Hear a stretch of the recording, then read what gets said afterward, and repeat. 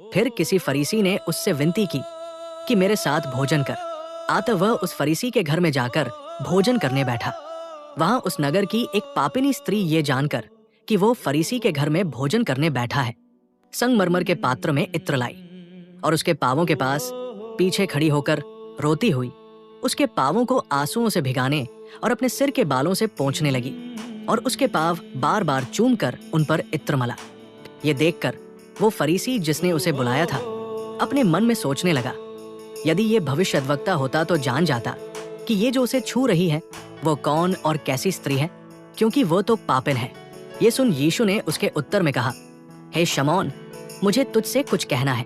वो बोला, हे गुरु, कह। किसी महाजन के 2 देनदार थे, एक 500 और दूसरा 50 दीनार देनदार था। जबकि उनके पास वापस लौटाने को कुछ न रहा तो उसने दोनों को क्षमा कर दिया। आता उनमें से कौन उससे अधिक प्रेम रखेगा? शमौन ने उत्तर दिया, मेरी समझ में वह जिसका उसने अधिक छोड़ दिया। उसने उससे कहा, तूने ठीक विचार किया है। और उस स्त्री की ओर फिरकर उसने शमौन से कहा, क्या तू इस स्त्री को देखता है? मैं तेरे घर में आया, परंतु तूने मेरे पाँव धोने के लिए पानी न दिया, पर इसने मेरे पाँव आंसुओं से भिगाए और अपने बालों से पोंछा। तूने मुझे चूमा न दिया, पर जब से मैं आया हूं तब से इसने मेरे पाँवों का चूमना न छोड़ा। तूने मेरे सिर पर तेल नहीं मला, पर इसने मेरे पाँवों पर इत्र मला है। इसलिए मैं तुझसे कहता हूँ कि इसके पाप जो बहुत थे क्षमा हुए, क्योंकि इसने बहुत प्रेम किया।